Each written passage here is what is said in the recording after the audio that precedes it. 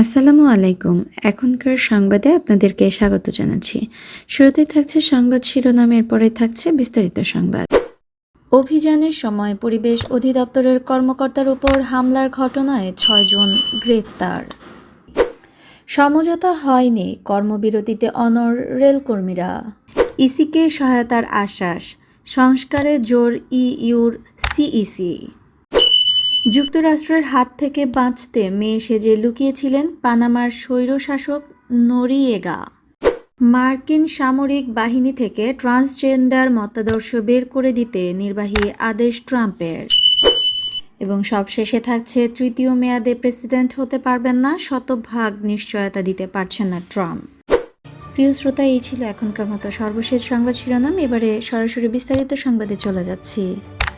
প্রিয় শ্রোতা, ভিডিওটি ভালো লেগে থাকলে চ্যানেলটিতে সাবস্ক্রাইব করুন, লাইক কমেন্ট শেয়ার করে চ্যানেলটির সাথে থাকুন। ধন্যবাদ। রাজধানীর চকবাজার এলাকায় পলিথিন কারখানায় অভিযানের সময় পরিবেশ অধিদপ্তরের কর্মকর্তার ওপর হামলার ঘটনায় 6 জনকে গ্রেফতার করা হয়েছে। গতকাল সোমবার ও আজ মঙ্গলবার চকবাজার থানা এলাকা থেকে তাদের গ্রেফতার করে ঢাকা মহানগর গোয়েন্দা পুলিশ ও চকবাজার থানার পুলিশ। আজ মঙ্গলবার ঢাকা মহানগর পুলিশের ডিএমপি এক সংবাদ বিজ্ঞপ্তিতে এসব তথ্য জানান। ডিএমপির বর্ণনা অনুযায়ী গত রোববার সকালে পুলিশ ও র্যাবের সহযোগিতায় পরিবেশ অধিদপ্তরের নির্বাহী ম্যাজিস্ট্রেট ফয়জুন্নেসা আক্তারের নেতৃত্বে একটি দল চকবাজারে পলিথিন বিরোধী অভিযান চালায়। এই সময় চকবাজারের পশ্চিম ইসলামবাগে কবির হোসেন ও ইলিয়াস সর্দারের ভাড়া করা বাসা থেকে মোট 40 বস্তা নিষিদ্ধ পলিথিন উদ্ধার করা হয়। এসব পলিথিন একটি পিকআপে তুলে ফেরার পথে 150 থেকে 200 জন ব্যক্তি লাঠি, ইট, লোহার রড নিয়ে অভিযানকারী দলের পথ আটকান। পরিবেশ অধিদপ্তরের মনিটরিং অ্যান্ড এনফোর্সমেন্ট উইংসের পরিচালক উপসচিব মোহাম্মদ শওকত আলীকে মারধর করে গুরুতর আহত করেন তারা। এমনকি পিকআপে থাকা জব্দ হওয়া পলিথিনের বস্তা ছিনিয়ে নিয়ে যান এবং পিকআপটি ভাঙচুর করেন। হামলায় আহত পরিচালক মোহাম্মদ শওকত আলীকে ঢাকা মেডিকেল কলেজ হাসপাতালে ভর্তি করা হয়। তিনি এখনও সেখানে চিকিৎসাধীন। এ ঘটনায় চকবাজার থানায় একটি মামলা হয়। পরে অভিযান চালিয়ে হামলায় জড়িত 6 জনকে গ্রেফতার করা হয়। আন্দোলনরত রানিং স্টাফদের সঙ্গে প্রায় 2 ঘণ্টা বৈঠক করেও কোনো সমঝোতায় আসতে পারেনি রেল কর্তৃপক্ষ। রানিং স্টাফ নেতারা বৈঠক শেষে বেরিয়ে এসে বলেছেন, বিষয়টি নিয়ে তারা আরও আলোচনা করবেন, তবে কর্মবিরতিও চলবে। মূল বেতনের সঙ্গে রানিং অ্যালাউন্স যোগ করে পেনশন এবং আনুতোষিকের দাবি পূরণ না হওয়ায় সোমবার মধ্যরাত থেকে বাংলাদেশ রেলওয়ে রানিং স্টাফ ও শ্রমিক কর্মচারী সমিতির এই কর্মবিরতি শুরু হয়। এর ফলে মঙ্গলবার সকাল থেকে সারা দেশে ট্রেন চলাচল বন্ধ রয়েছে। আগাম টিকিট কাটা যাত্রীরা স্টেশনে এসে পড়েছেন ভোগান্তিতে। এ সমস্যার সমাধানে আন্দোলনরত রানিং স্টাফদের নিয়ে মঙ্গলবার দুপুরে বৈঠকে বসেন রেলপথ মন্ত্রণালয়ের সচিব মোহাম্মদ ফাহিমুল ইসলাম, বিএনপি চেয়ারপারসনের বিশেষ সহকারী ও জাতীয়তাবাদী শ্রমিক দলের সমন্বয়ক অ্যাডভোকেট শামসুর রহমান শিমুল বিশ্বাসও বৈঠকে উপস্থিত ছিলেন। দুপুর 1:30টার দিকে ঢাকা রেলওয়ে স্টেশনের ভিআইপি রুমে ওই বৈঠক শুরু হয়, কিন্তু কোনো সিদ্ধান্তে পৌঁছাতে না পেরে দুপুর 2:45 দিকে বেরিয়ে আসেন রানিং স্টাফ প্রতিনিধিরা। বাংলাদেশ রেলওয়ে রানিং স্টাফ ও শ্রমিক কর্মচারী ইউনিয়নের কার্যকরী সভাপতি মোহাম্মদ সাইদুর রহমান সাংবাদিকদেরকে বলেন, আমরা দীর্ঘক্ষণ রেল সচিব ও মহাপরিচালকের সঙ্গে বৈঠক করেছি, তবে কোনো সিদ্ধান্তে আমরা পৌঁছাতে পারিনি বলে চলে এসেছি। আমাদের কেন্দ্রীয় নেতৃবৃন্দ যারা আছেন বিষয়টি নিয়ে তাদের সঙ্গে আলোচনা করব, তবে আমরা আমাদের কর্মবিরতিতে অনড় আছি। পরে বিকেল 3:30টার দিকে রেল সচিব ফাহিমুল ইসলামকেও স্টেশন থেকে বেরিয়ে যেতে দেখা যায়। যাওয়ার সময় তিনি বলেন, রেল ভবনে আরেক দফা বৈঠক হবে আন্দোলনকারীদের সঙ্গে। আগামী সংসদ নির্বাচনকে সামনে রেখে ইউরোপীয় ইউনিয়ন নির্বাচন কমিশনকে সব ধরনের সহায়তার আশ্বাস দিয়েছে বলে জানিয়েছেন প্রধান নির্বাচন কমিশন এম নাসির উদ্দিন। সেই সঙ্গে ইউরোপীয় ইউনিয়ন পক্ষ থেকে সংস্কারের বিষয়ে জোর দেওয়ার বিষয়টিও তুলে ধরা হয়েছে। নির্বাচন ভবনে ইইউ রাষ্ট্রদূত মাইকেল মিলারের সঙ্গে বৈঠক শেষে প্রধান নির্বাচন কমিশনার সিইসি সাংবাদিকদেরকে এ কথা বলেন। সিইসি বলেন, নির্বাচনের পথে যত ধরনের সহায়তা দরকার তারা তা নিশ্চিত করেছে। টাইমটা একটু কম হয়ে যাচ্ছে বলে ইইউ মনে করছে রিফর্মের জন্য। ওনারা রিফর্মের প্রতি গুরুত্ব দিচ্ছেন। ভোট কবে হবে সেভাবে আলোচনা হয়নি। ওনারা তো জানেন হয় ডিসেম্বর, বেশি রিফর্ম হলে আগামী বছরের শুরুতে। আমি তো এর বাইরে কিছু বলতে পারবো না। গণ আন্দোলনে 2024 সালের 5 আগস্ট শেখ হাসিনা সরকারের পতনের পর অন্তর্বর্তীকালীন সরকার দেশের হাল ধরেছেন।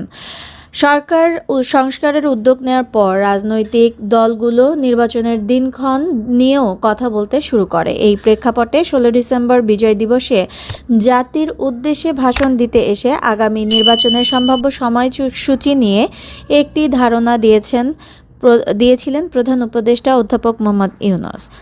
তিনি বলেছিলেন, ভোট কবে হবে তা নির্ভর করবে রাজনৈতিক ঐক্যমতের ভিত্তিতে কতটা সংস্কার করে নির্বাচনে যাওয়া হবে তার ওপর। মোটা দাগে 2025 সালের শেষ থেকে 2026 সালের প্রথমার্ধের মধ্যে হতে পারে ত্রয়োদশ সংসদ নির্বাচন।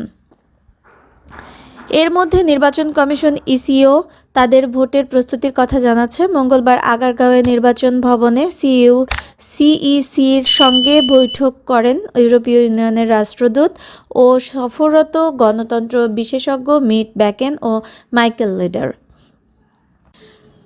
বৈঠকের আলোচ্যসূচিতে ছিল নির্বাচন ব্যবস্থা সংস্কার কমিশনের সুপারিশ, গুরুত্বপূর্ণ নির্বাচনী সংস্কার ও অগ্রাধিকার, নির্বাচন ব্যবস্থা সংস্কারের নির্বাচন কমিশনের ভূমিকা, নির্বাচনী সময়সীমা, নির্বাচনী প্রশাসন, ভোটার নিবন্ধন, রাজনৈতিক দল নিবন্ধন, নির্বাচনী প্রযুক্তি, প্রচার ও ব্যয়, দেশি বিদেশি পর্যবেক্ষক ও সহায়তা। বৈঠক শেষে সিইসি বলেন, ইউরোপীয় ইউনিয়নের প্রতিনিধিরা আসলে জানতে চেয়েছেন গণতান্ত্রিক উত্তরণের জন্য যে নির্বাচনটা হবে তার জন্য নির্বাচন কমিশন কতটুকু প্রস্তুত, কিভাবে প্রস্তুতি নিচ্ছে, ভোটার নিবন্ধন থেকে শুরু করে শেষ পর্যন্ত এগিয়ে যাওয়ার জন্য কত সময় লাগবে, এসব জানতে চাচ্ছেন তারা। নাসির উদ্দিন বলেন, প্রতিনিধিরা পাশাপাশি বলছেন বাংলাদেশে এই অগ্রযাত্রার ওনারা সাহায্য করতে প্রস্তুত, সব ধরনের সহায়তা দিতে প্রস্তুত। ওনারা চান যে একটা ডেমোক্রেটিক ট্রানজিশন হোক এবং এটা হলে এটার পথে যত ধরনের সহায়তা দরকার তারা নিশ্চিত করেছে সহায়তা করবে। তারা আমাদের সাথে থাকবেন এ প্রক্রিয়ায়। নির্বাচন কমিশনের সহায়তা কোথায় লাগবে, কী ধরনের সহায়তা প্রয়োজন তা ইউরোপীয় ইউনিয়নের প্রতিনিধি এসে যাচাই করবেন বলে তুলে ধরে সিইসি। আমাদের কোথায় কোথায় সহায়তা দরকার তার নিড অ্যাসেসমেন্ট করতে লোক পাঠাবেন, কোথায় সাহায্য করতে পারে দেখবেন, তারপর জানাবেন। ওনাদের মিশন আসবে। তারপর নির্বাচন হলে অবজারভার পাঠানোর আগ্রহ প্রকাশ করেছেন। আমরা অনুরোধ করলে তারা প্রতিনিধি পাঠাবেন। এদিকে যুক্তরাষ্ট্রের বিরুদ্ধে যুদ্ধ ঘোষণা করে সাহসের পরিচয় দিয়েছিলেন যুক্তরাষ্ট্রের গোয়েন্দা বাহিনীর এক সময়ের ঘনিষ্ঠ ও পানামার স্বৈরশাসক ম্যানুয়েল অ্যান্তোনিও নরিয়েগা। তবে মার্কিন বাহিনীর অভিযান শুরুর পর ভয় পেয়ে তিনি ভ্যাটিকানের দূতাবাসে আশ্রয় নিয়েছিলেন। ধরা পড়া থেকে বাঁচতে নারী সেজে তিনি ওই দূতাবাসে লুকিয়েছিলেন। যুক্তরাষ্ট্রের প্রেসিডেন্ট ডোনাল্ড ট্রাম্প পানামার খালের নিয়ন্ত্রণ নিয়ে কথা বলার পর আবার নরিয়েগার নামটি আলোচনায় উঠে আসে। নরিয়েগার বিরুদ্ধে অভিযান চালাতে নির্দেশ দিয়েছিলেন জর্জ H.W. বুশ। যুক্তরাষ্ট্রের স্বার্থের বাইরে গেলে তারা কতখানি নির্মম হয়ে উঠতে পারেন, নরিয়েগা তার একটি জ্বলন্ত উদাহরণ হতে পারে। যুক্তরাষ্ট্রের সামরিক বাহিনী থেকে ট্রান্সজেন্ডার মতাদর্শ বের করে দিতে নতুন একটি নির্বাহী আদেশ সই করেছেন দেশটির প্রেসিডেন্ট ডোনাল্ড ট্রাম্প। ট্রাম্পের সই করা এই আদেশ LGBTQ অধিকারের ক্ষেত্রে একটি বড় ধাক্কা হয়ে আসতে পারে। মার্কিন সংবাদ মাধ্যম CNN-এর খবরে বলা হয়, স্থানীয় সময় গতকাল সোমবার রাতে ফ্লোরিডা থেকে এয়ারফোর্স ওয়ানে করে ওয়াশিংটন ফেরার পথে 4টি নতুন নির্বাহী আদেশে সই করেছেন। এই আদেশগুলোর একটি মার্কিন সামরিক বাহিনীতে ট্রান্সজেন্ডার সেনা সংশ্লিষ্ট বিষয়ের। মার্কিন সামরিক বাহিনীতে ট্রান্সজেন্ডারদের চাকরি নিষিদ্ধের লক্ষ্যে আদেশটিতে সই করেছেন ট্রাম্প। বিবিসির খবরে বলা হয়, হোয়াইট হাউসের পক্ষ থেকে বলা হয়েছে, ট্রাম্পের নির্বাহী আদেশটি ট্রান্সজেন্ডার সেনাদের বিষয়ে একটি নীতি প্রণয়নের কর্মকর্তাদের নির্দেশ দিয়েছে। নির্বাহী আদেশটি এখনই মার্কিন সামরিক বাহিনীতে ট্রান্সজেন্ডারদের নিষিদ্ধ করেনি। একটি অনুষ্ঠানে যোগ দিতে ফ্লোরিডায় গিয়েছিলেন ট্রাম্প। গতকাল এই অনুষ্ঠানে ট্রাম্প বলেন, যুক্তরাষ্ট্রের বিশ্বের সবচেয়ে প্রাণঘাতী যোদ্ধা থাকার বিষয়টি নিশ্চিতে মার্কিন সামরিক বাহিনী থেকে ট্রান্সজেন্ডার মতাদর্শ বের করে দেবেন তিনি। সাম্প্রতিক বছরগুলোতে ট্রান্সজেন্ডার আমেরিকানরা দেশটির সামরিক বাহিনীতে কাজ করার ক্ষেত্রে নানা নীতিগত পরিবর্তনের মুখোমুখি হয়েছেন। ডেমোক্র্যাট প্রশাসনগুলোকে ট্রান্সজেন্ডার আমেরিকানদের খোলাখুলি নিজেদের পরিচয় প্রকাশ করে সামরিক বাহিনীতে কাজ করতে দেওয়ার পক্ষে অবস্থান নিতে দেখা গেছে। অন্যদিকে ট্রাম্প সব সময় ট্রান্সজেন্ডারদের দূরে রাখতে চেয়েছেন। যুক্তরাষ্ট্রের সামরিক বাহিনী 2016 সালে দেশটির সশস্ত্র বাহিনীতে ট্রান্সজেন্ডার সেনাদের কাজ করার উপর নিষেধাজ্ঞা তুলে নেয়। সে সময় যুক্তরাষ্ট্রের প্রেসিডেন্ট ছিলেন বারাক ওবামা। এই নীতির অধীনে মার্কিন সেনাবাহিনীতে কর্মরত ট্রান্সজেন্ডার সেনারা খোলাখুলি নিজেদের লৈঙ্গিক পরিচয় দেওয়ার অনুমতি পান। 2017 সালের 1 জুলাই থেকে ট্রান্সজেন্ডার আমেরিকানরা নিজস্ব লৈঙ্গিক পরিচয়ে সেনাবাহিনীতে নিয়োগ পরীক্ষা দেওয়ার সুযোগ পান। কিন্তু 2018 সালের নিজের প্রথম মেয়াদকালে ট্রাম্প তার পূর্বসূরি ওবামা প্রশাসনের নেওয়া এই নীতি স্থগিত করেন। পরে তিনি তা পুরোপুরি পাল্টে দেন। এ নিয়ে অধিকার গোষ্ঠীগুলো সমালোচনায় মুখর হয়।